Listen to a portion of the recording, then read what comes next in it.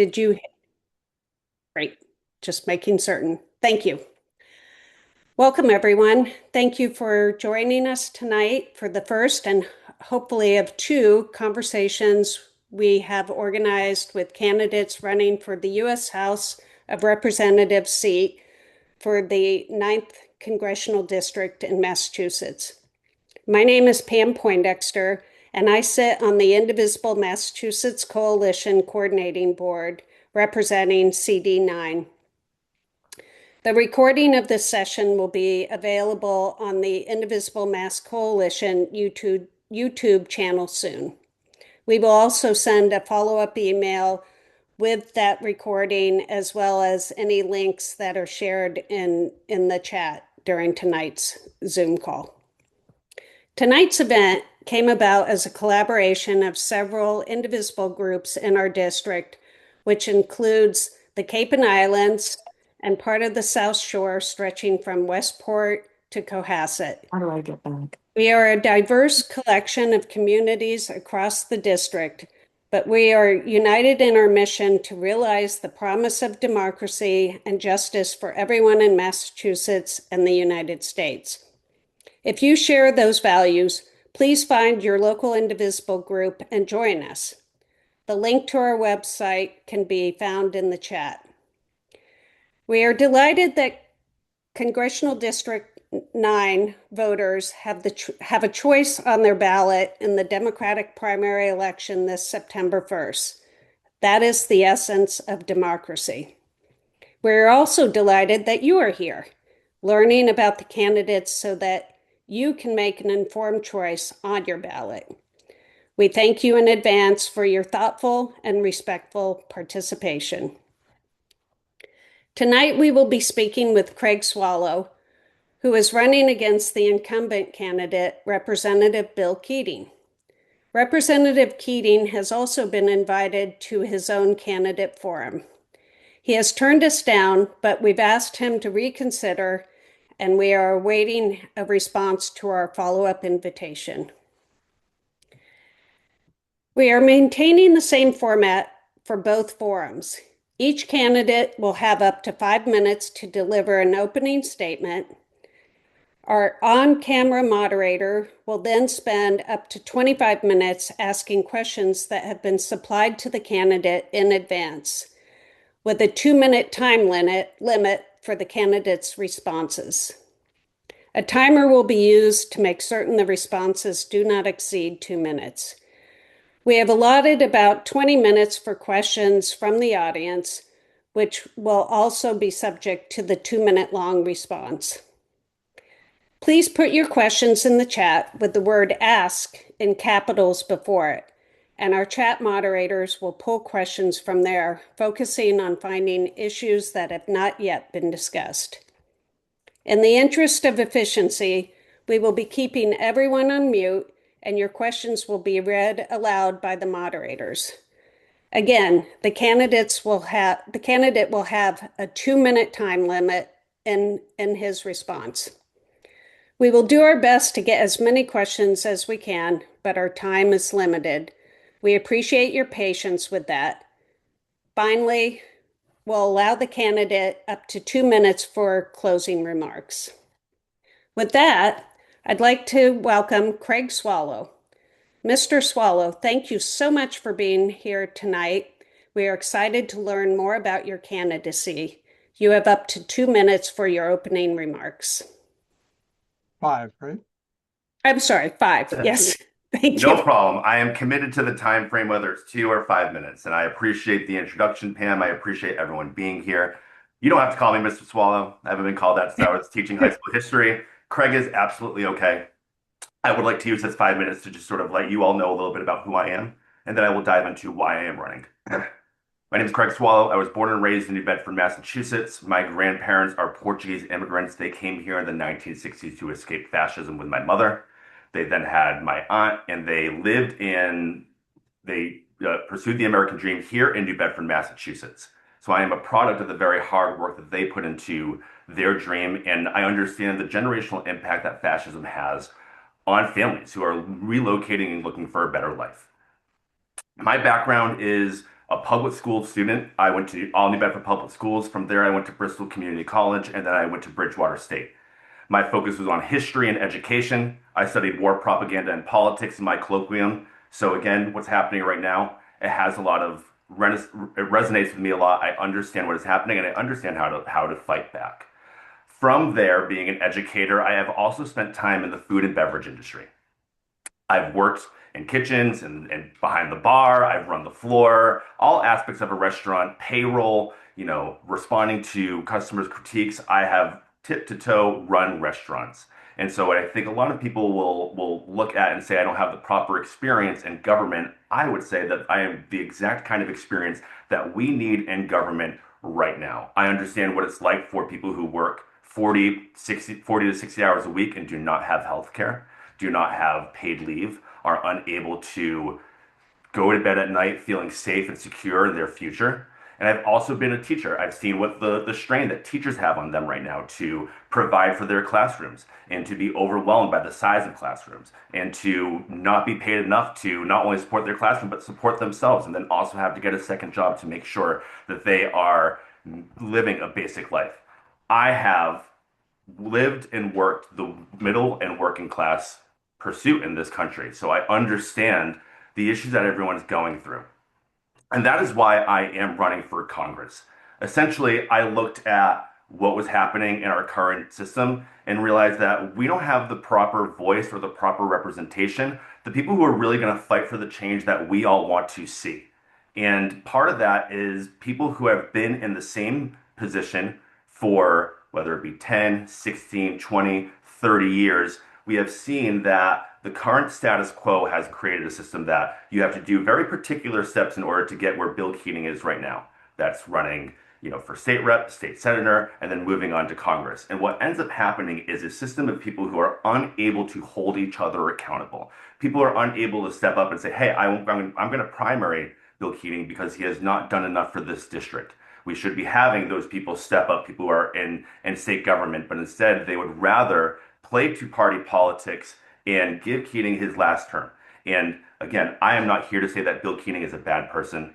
Bill Keating has served this district and this state for many years.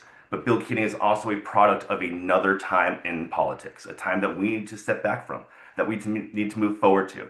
I look at what's happened in the last couple of years under, or last, 18 months under the Trump administration, and I know exactly who needs to be part of rebuilding this country. And it's all the people on this call. It's working and middle class people. It is the DTCs, it's the indivisible groups, it's the people who are in their district every day reminding people, hey, just because there is an election coming doesn't mean that democracy doesn't need your participation. We all know that democracy here is not a spectator sport. And that's why I appreciate the indivisible groups and the Democratic town committees. Since I launched this campaign, we went right into caucus season. I've been meeting with you all. And since the caucus season ended and we had our state convention, I've continued to reach out to indivisible groups and Democratic town committees and local activist groups because I know you are the ones who care. You are the ones who are moving the needle. You are the ones that are pushing for change. And so before my time is up on this opening statement, I want to say it's frustrating and why the reason why why I'm running is because Bill Keating is unresponsive to us.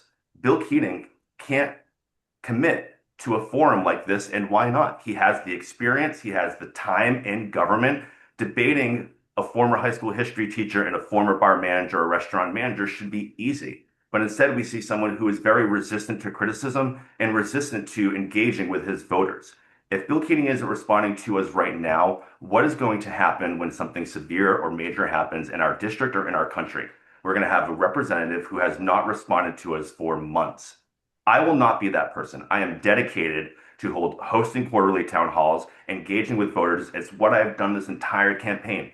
I've been knocking on doors. I have been at community events. I've been volunteering at those community events, and I've been having an awesome time doing it because I know the people in this district really care and they want to see representation that reflects who they are. And so I am excited to bring about change in a new era of politics that I think is really on the precipice, and we're seeing people like me in Massachusetts fighting for that. So that is why I'm running for Congress. And look at that with the timing.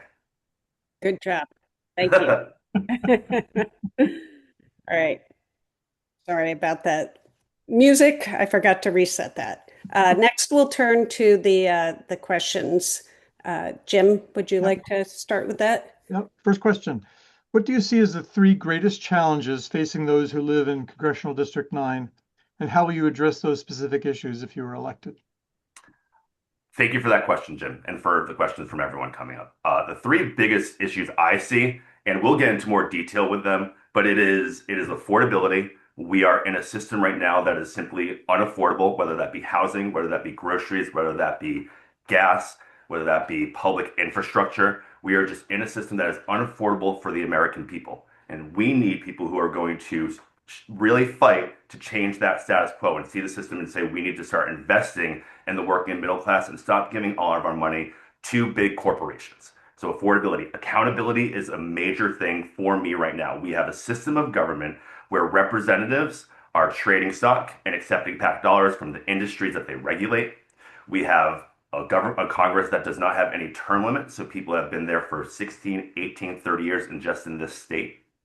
And then we have a Supreme Court who also is unaccountable to the American people. It is all branches of government are suffering from this. So we need to enforce actual legislation that is going to reflect the accountability that most Americans believe in, and that is ethical and financial accountability. So we need to make sure that that's happening. The third thing is climate change.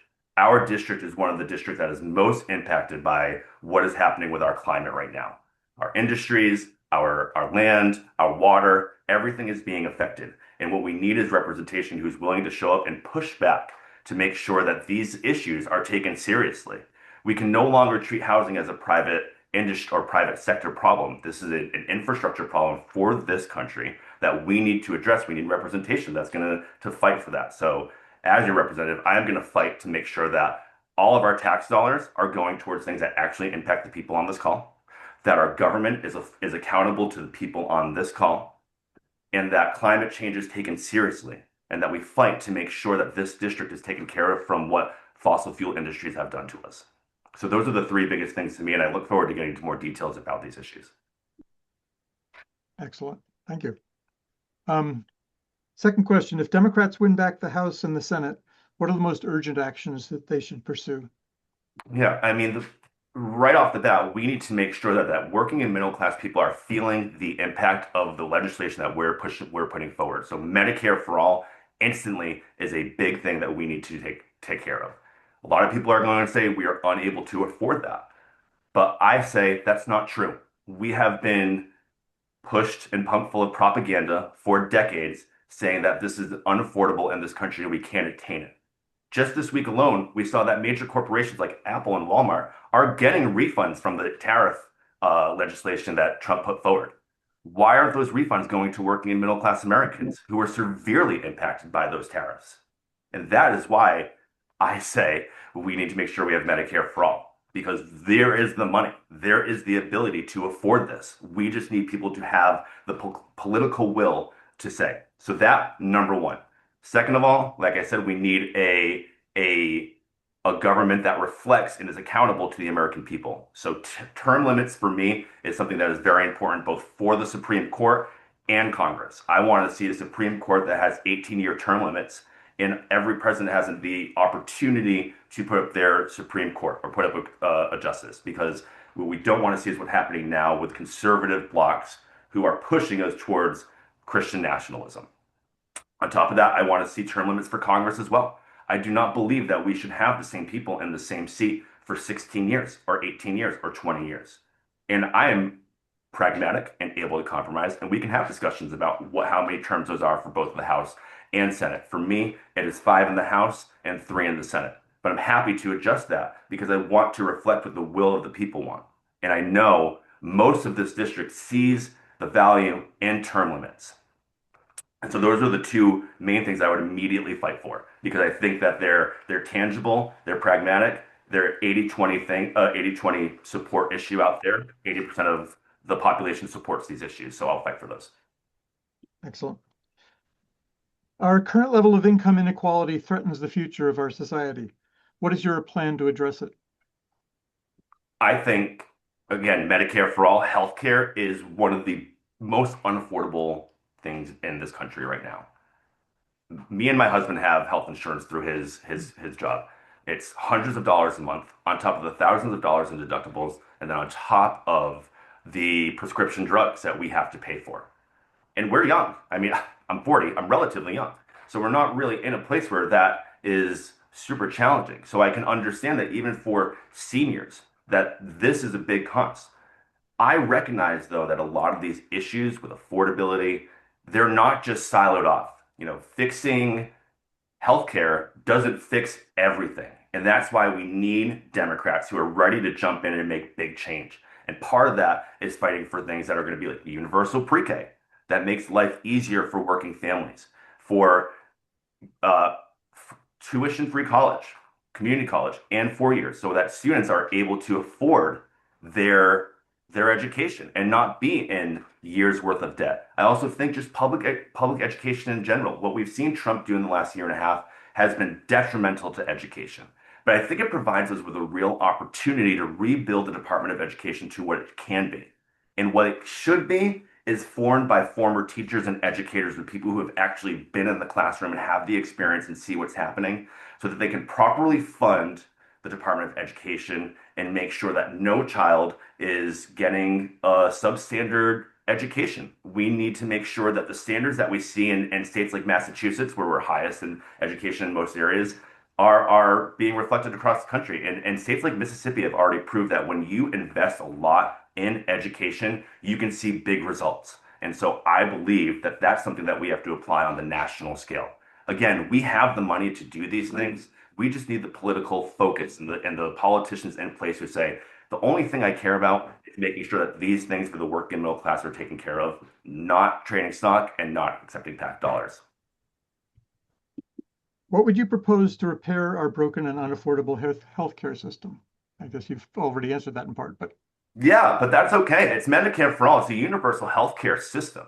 We are one of the only modern Western democracies who have not pursued this yet. And again, it is because there is this sense that it is too expensive, it's too affordable when there are many studies that have shown that investing in healthcare and or universal healthcare through Medicare for all is the most logical and affordable path forward. And so that's what we need to pursue. But we know that there's three major industries who are fighting us on that. That's big pharma, that's hospitals, and that's the insurance industry. And those three industries are not focused on healthcare and improving the lives of patients. Their purpose is profit. We're seeing it happen with Brigham and Women's, with the nursing strike. They're not coming to the table to pay the nurses an affordable wage, well, a wage that's affordable for where they live. And that is an issue, especially when we see that what is happening is a lot of these insurance industries or insurance companies are denying care, and the people who are denying care are not even educated in these fields. They're not educated in nursing, they're not medical doctors, they're people who are focused on profits. They are business associates, they are hedge fund people. These are not the individuals that I personally want in my healthcare. And on top of that, with through Medicare for All, we start focusing on our data and protecting our data and making sure that healthcare insurance companies are not sharing our data with other agencies that they shouldn't be. That is one of the things that I think we also have to focus on throughout the discussion. I know we're going to get to AI at some point, but our data is so valuable, and we're seeing that these companies, corporations, and the government is treating it like it's nothing. But it's our data, it's our personal information, and we need people who are going to stand up and protect it and say, you cannot have this.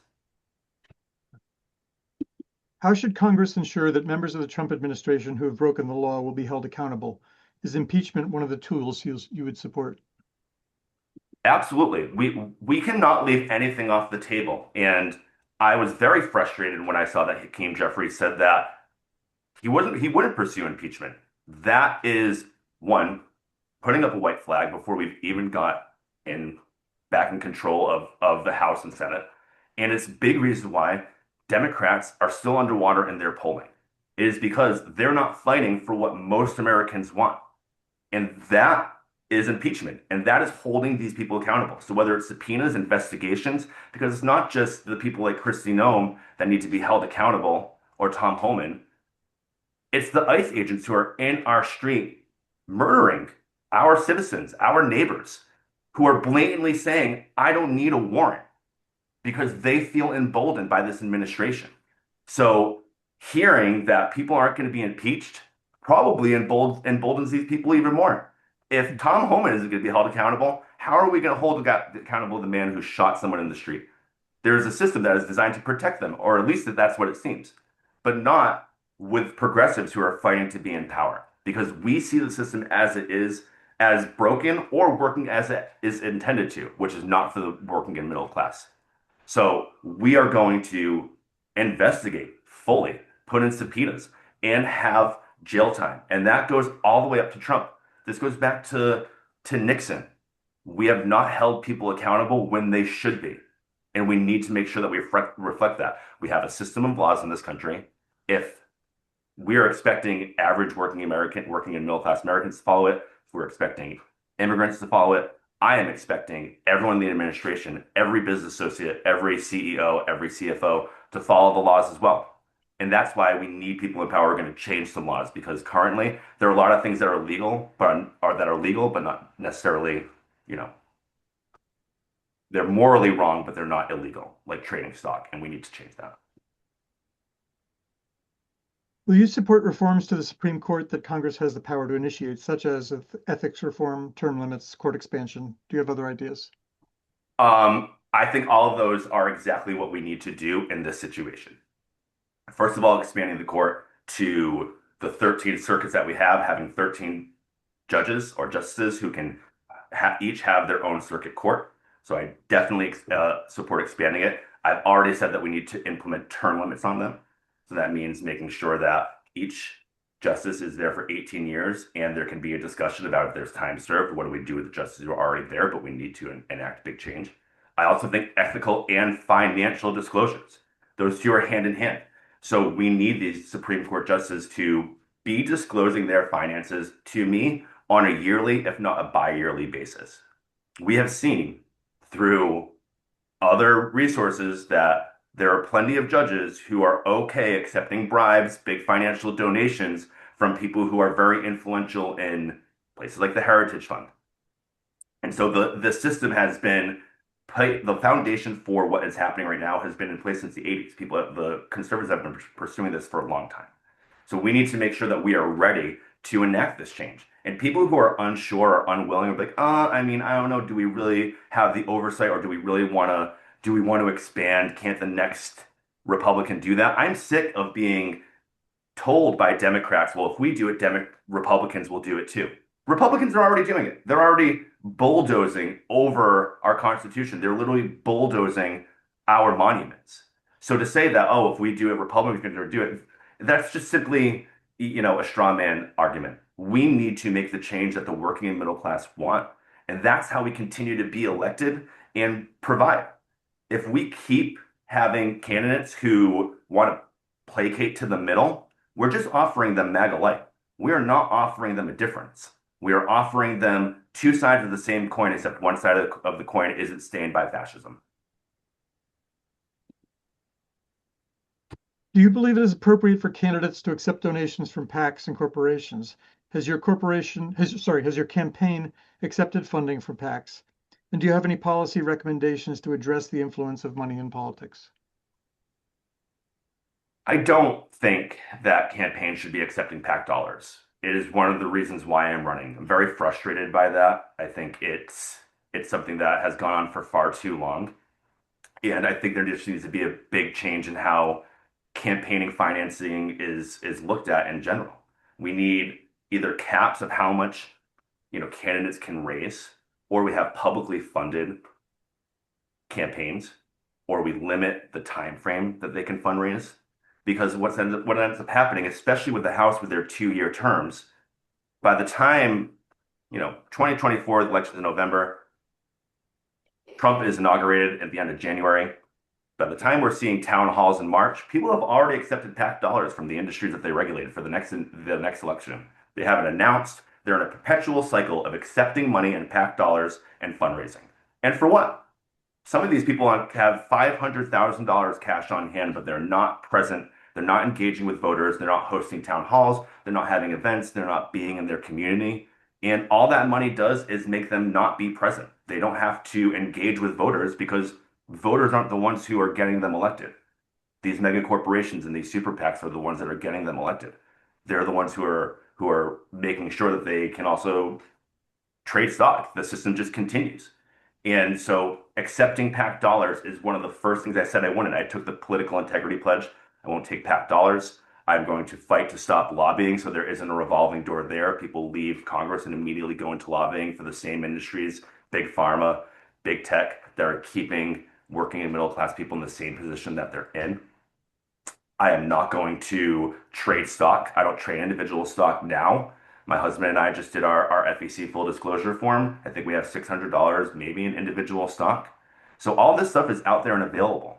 And to say like, oh, well, we're going to pass a bill where we don't do that anymore. Well, you shouldn't be doing it now. Now is the time to not take PAC dollars and not trade stock. We need to be the change we want Great. to see. Great. If you could keep within the 2 minutes, that'd be Sorry, great. yeah. Thank you. Um, what is your vision for immigration policy? In the near term, how will you use the power of congressional oversight to ensure humane treatment and due process for all immigrants? First of all, I think it is exceptionally sad that we are still here discussing if people with temporary protected status or DACA children are worthy of citizenship. It's people who have been part of the DACA program for 10, 15 years. They're still having to reapply every few years to make sure that they have their workers permit or their visa and can be in this country. And that's awful. That is what message are we sending? So immediately, the people who have been doing the work to make sure that they're, when they're even seek asylum or refugee status, we fast track them. From there, we all know on this call that immigrants are the lifeblood of this country. They are working hard, they are providing for their families, and they're actually providing to our economy too. They're paying their taxes and they're contributing. So in my vision, we're going to make sure that every immigrant that has an employee identification number and is already working and contributing to the system can be fast-tracked into citizenship, especially if they have not committed any crimes. There is no reason why these people should not be part of our country and feel safe and secure. And from there, yes, we are going to abolish ICE because it is inhumane. It is a fascist arm of this regime. And so we need to change that. And what I would like to do is bring back the Immigration and Naturalization Services, bring back a humane system that is not treating this or treating immigrants as criminals.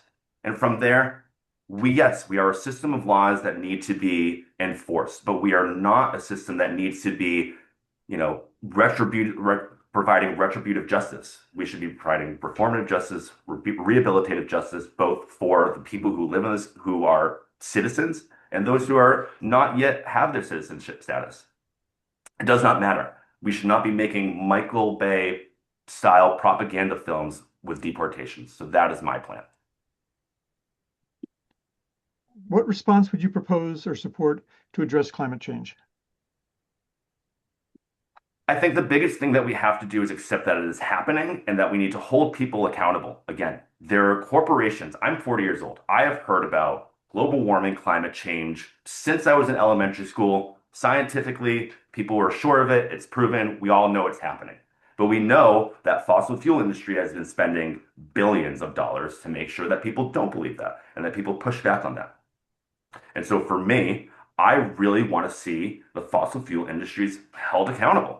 I want to see that we are going to investigate them and then charge them.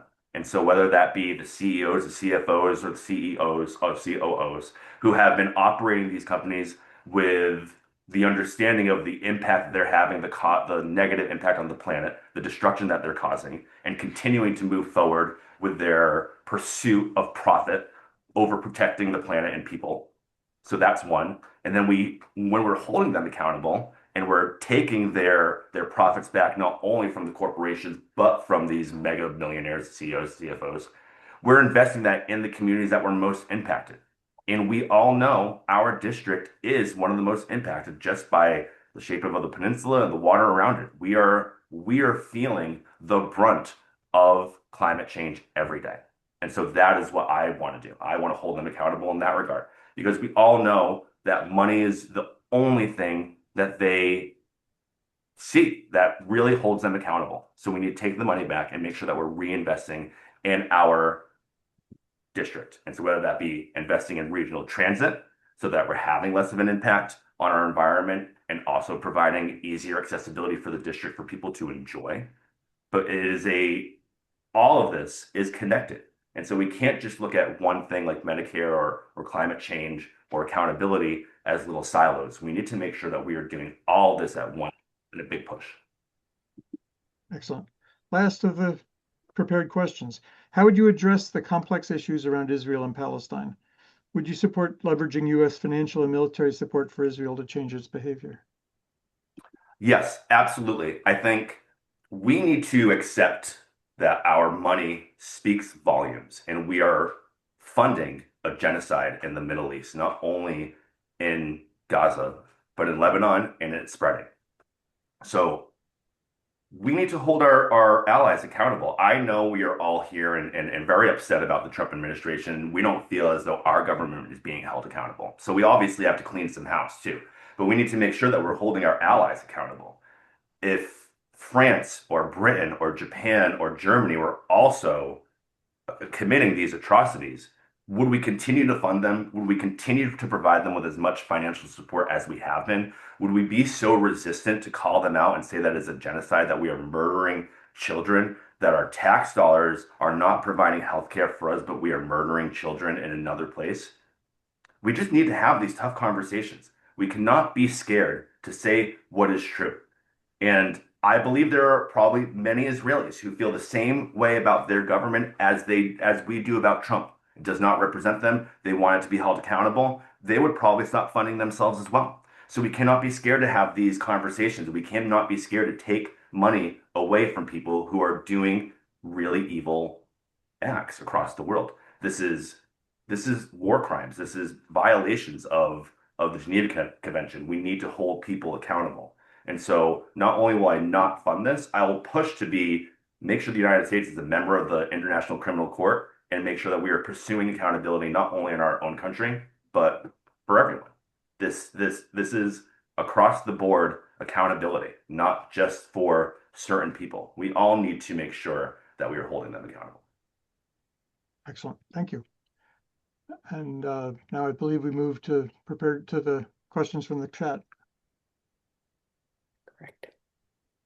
Hi, Craig. Diane Roche from Indivisible Upper Cape. Just some questions that we've picked up from the chat room. Somebody asked, what is your position on nuclear energy? I don't think we have gotten to a point where nuclear energy feels safe, especially for people in the Cape. I know there's a long history of the nuclear power plant, and so I just don't think we're there yet. It's something like AI where I feel as though we're not at a place where AI should be used. There's the data centers that are being made are sucking up our energy, they're sucking up our water, they're putting us our not only in a financial strain, but a strain with our resources. We know that this is unsustainable. And so I want to look at energy and make sure that we have as much solar as we possibly can because we know solar works. We know we're able to do it, and we can slap a solar panel on every roof. We can start making sure all the parking lots that are just big blank open spaces have rooftops with solar panels on it as well. So those areas, those shopping malls, whatever they may be, they're generating energy as well. These are just really common sense approaches here. And so I believe if nuclear energy can be proven to be safe and not put our district at risk, then we can start to pursue that. But right now, we have multiple renewable energy resources that we can pursue: solar, wind. I'm from New Bedford, so wind is a tricky issue out here. It really impacts the fishermen, it really from their perspective. But we need to have those conversations to be able to say, hey, we're going to continue to pursue this if there is evidence of its effects on ecological systems in the ocean. Nobody wants that. I want there to be fishermen 50 years from now. I want my nieces and nephews and my godson to be able to enjoy cod and scallops and lobster and all of this amazing food. But we don't get that by just accepting the system as is. Like, well, they're never going to want to regulate, and we're never going to get wind out there. And so it is what it is. We just keep pursuing it, keep pushing and moving the needle and trying things in a different way. If we need to put more windmills on land, then we do. But there are multiple avenues to pursue here outside of nuclear. Great. Um, what will you do when elected to address women's reproductive health care in our country? I think part of Medicare for All is making sure that everyone has affordable and accessible health care without intervention from the government. That's women, that's trans people, that's gay people, that's everyone. And I think this is a discussion that's not only about women as much as it is, but we know that women, their data is the most sensitive. And we're seeing that with the flock cameras that are happening out, that they're tracking people, they're tracking women who are leaving areas to go get an abortion where it's safe and accessible for them. And that is a situation I don't want to see anyone in this country in. So through Medicare for All, we make sure this legislation that everyone has access to affordable and life-saving health care that they need without intervention from the government and without worrying about their data being shared and being tracked by other governments. And to me, it's easy and simple. We have heard for way too long that government is too complicated and that all of these issues are too complex and working class people can't step in and write legislation to make sure that people are safe. I think we can, and I think we will. We'll make sure that we say that we are working with companies who are not sharing this data, that this data is protected and anonymous and private. Whatever safeguards we have to do, we will pursue them. Because what we do know, me as someone as a gay man, women out there, workers, laborers, whatever it may be, we've never received rights simply by asking for them. We fight for them. We need to fight for gay marriage. We need to fight for Medicare for all. We need to fight to have labor unions. These have never been handed to us. And so the expectation that current representation or current Congress is going to suddenly turn around and say, okay, after not providing these, like something like Medicare for all for decades, suddenly it's something that we feel like we can afford and provide. I just don't believe that. And it's why I think we need representation.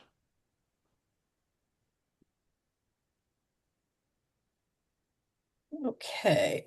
How will you ensure Congress fulfills its role and responsibility for the removal of Donald Trump from all control over our government, economy, and international relations? Well, this is why we need people who are already saying we're going to impeach him in office. I think if there's anyone who's saying, well, I agree with Hakeem Jeffries and that we really can't pursue that and that's not how this country, it's just that's a non-starter. We shouldn't accept that. We all know the damage that this government, this administration has done in the last year and a half.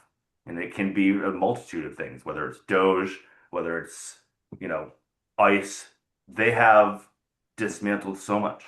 And so we need people who are just going to say, this is not acceptable, and we're going to fight to make sure that they're held accountable. And that's, again, it doesn't matter who it is. If it's Donald Trump, if it's JD Vance, if it's Stephen Miller, I want Donald Trump impeached, but those people who have enabled him and allowed him to continue to do this are, if not more culpable. Donald Trump is a useful idiot. And those people took advantage of the useful idiot and his influence over people in this country. And therefore, all of his circle needs to be held accountable too. Whether it's impeachment, I think we do subpoenas, we investigate, see what their communications were, what they were planning and what they were doing. And it's simple. With this idea again that, oh well, it's a complicated process. It's complicated because the people in it make it complicated. And they don't want to hold each other accountable because they know they'll have to be held accountable too. So the president will still have a veto over much of what you're suggesting. What is realistic in his final 2 years?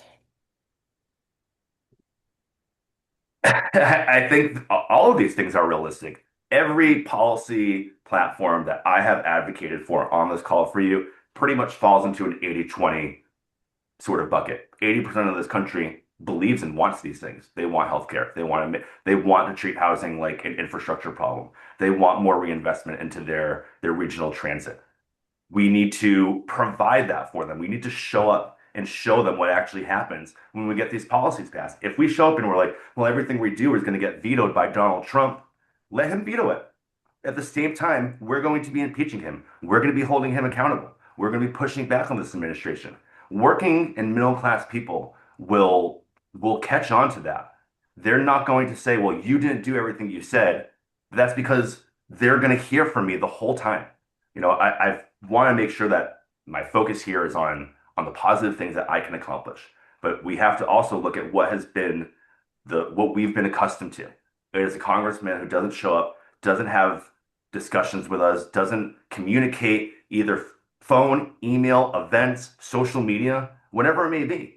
He's not communicating with us. He's literally ignoring us when we're asking for quarterly town halls through petitions.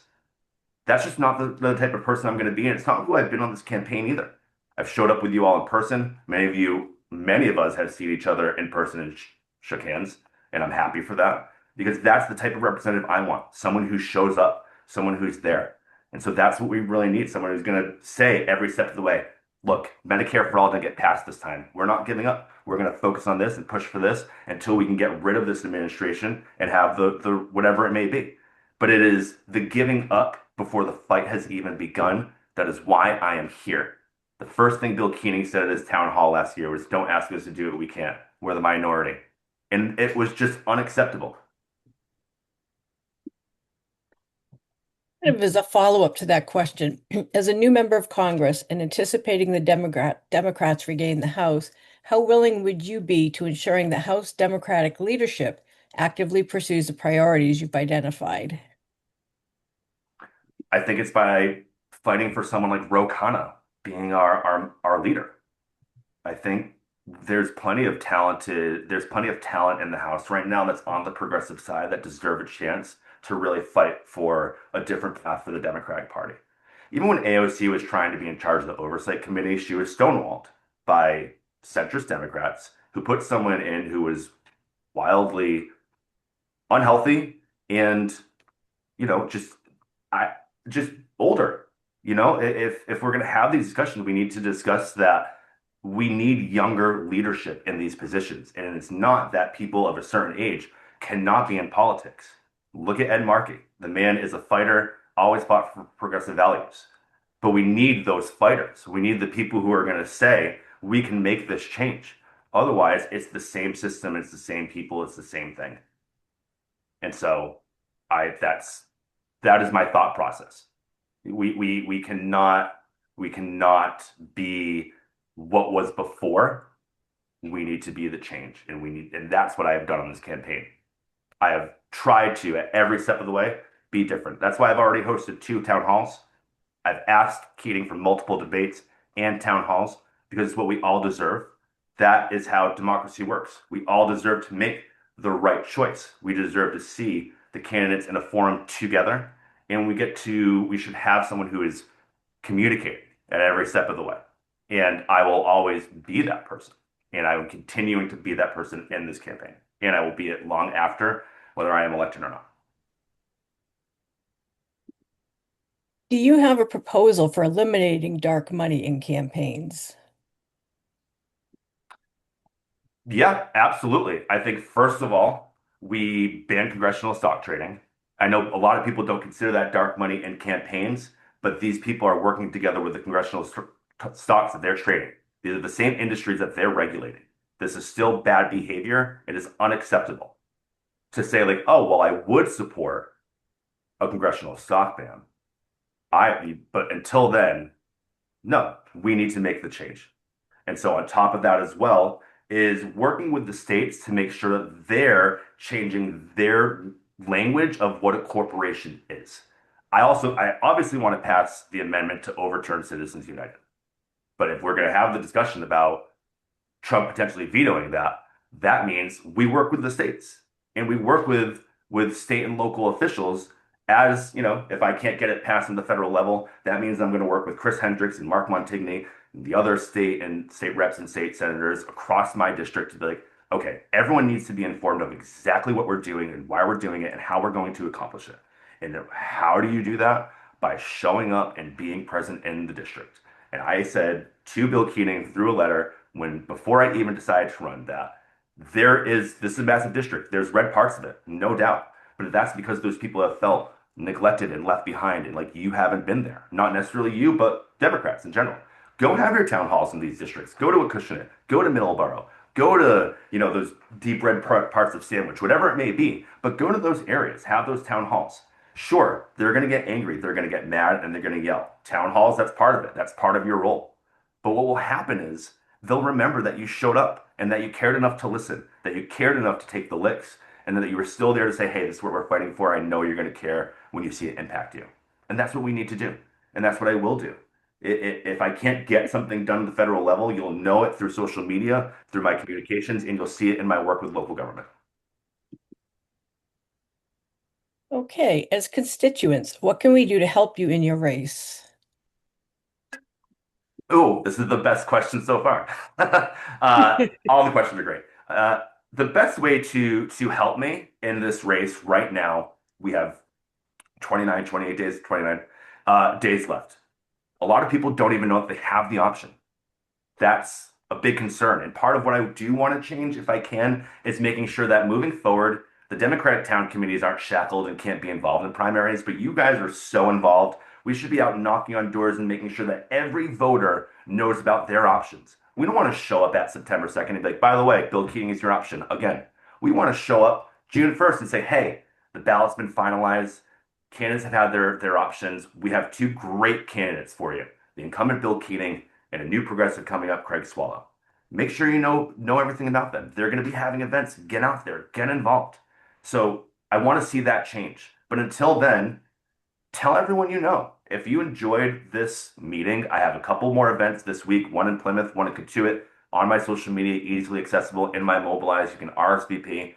Come out and chat with us. And from there, if you can still want to help out, help knock on doors. That's our biggest thing that we're pushing for right now. Being out in every community, knocking on doors where we can. If you're in your own community, like, hey, I want to knock on doors, but I can't meet you at that time. Can I do my own neighborhood? We'll get you everything you need to know to do that. I'll bring out the palm cards personally, and if you want a lawn sign, maybe I'll drop off a lawn sign too. Jim, I see you. I'm bringing you some soon. Coming tomorrow. But besides that, just get involved. That is the most important thing. Sharing with your neighbors, like, hey, did you see this guy? Did you have that conversation? I think we all need to start having those conversations a little bit wherever we can. And part of my experience, collecting signatures and door knocking and meeting voters is that they're ready for change. They want to see something different. They want someone who's willing to be there on the door and say, "Hey, I'm the one running. I'm not here for someone, it's me." So that's what you can do. And I would say donate too, but we have a saying in our campaign, time, talent, and treasure. I want your time and talent. Hey, who in the party currently do you align with and admire? And are you a fan of Widow's Bay? What was the last thing? Are you a fan of Widow's Bay? Widow's Bay. Well, let me start first with I think the more important thing, which is who do I align with and who do I see myself working with? And so for me, I see myself aligning with AOC. I see myself aligning with Greg Cesar. I see myself aligning with Ilhan Omar. I see myself working with that progressive wing, Ro Khanna, the people who have been adamant about progressive values for the last 10 years. Those are the people that I want to work with because I think that's how we change the Democratic Party. That's how we move things forward and how we build a coalition that looks different than what is typical. That it's younger, it's progressive, it's ready to make change. It sees the system as it is and say we can change that. We can have the political will. We can invest in the working and middle class to make life better. And so those are the people I particularly admire and want to work with. Also Maxwell Frost, because I think he's he's very young. And again, we need that insight. We need those ideas and that fresh perspective. And so those are the people that I would really want to work with. I'm going to be honest. I saw in the chat that I guess Widow's Bay is a TV show about Massachusetts, so I feel a little bit better. I have not had a lot of time to watch to watch TV in the last 8 months or so, but I will absolutely check out Widow's Bay on my next Netflix binge. Okay, and last question from the chat. Will you be deterred by establishment Dems and right-wingers referring to you as a socialist? Well, I would say last week I was in Plymouth when we had a far right-winger January 6th pardon person show up, and I had no problem telling him what I thought about his policies. And I have no problem hearing from the right side about who I am. You can call me a socialist, you can call me a progressive, you can call me a leftist, you can call me a liberal. I don't care, and I'm not going to think about it because my platform and my policy focuses don't change. So call me whatever you want. I am also a gay man and have dealt with people saying that I'm not worthy of things my whole life. And I don't care. I think even this process of the campaign, I've interacted with plenty of establishment politicians and staffers and et cetera, ranging from very kind to dismissive, and it doesn't matter to me because my focus is to provide for the people on this call and to make life better. I think of AOC's quote a lot that, people are saying she's going to run for president, and her response is, I don't care about a seat. I care about making the change because universal healthcare is forever when we accomplish that. That is my thought process on this. I'm truly not concerned about what people want to label me or how they want to try and deter me or establishment Dems who have certainly not been responsive and have been of the mindset of I have not done this the right way and I should be going a different route. It doesn't matter to me because at the end of the day, we deserve leadership and representation that cares and is going to have the honest conversations and show up and just be honest. And that's who I am. It's who I've always been and who I'll continue to be. Yeah, I'm smart enough to say, hey, I'm not always right, and no one in this position always can be, but I'll always be transparent and accessible and fight for you. Great. Thank you, Craig. Very much appreciate your spending time with us tonight and sharing your insights on these issues. And thank you for running and making the democratic process more robust for all of us. So appreciate that. Want to thank everyone in the audience for joining us tonight as well and participating in this democratic process. In addition to voting, we hope you will join us to get out the vote and secure free and fair elections in November.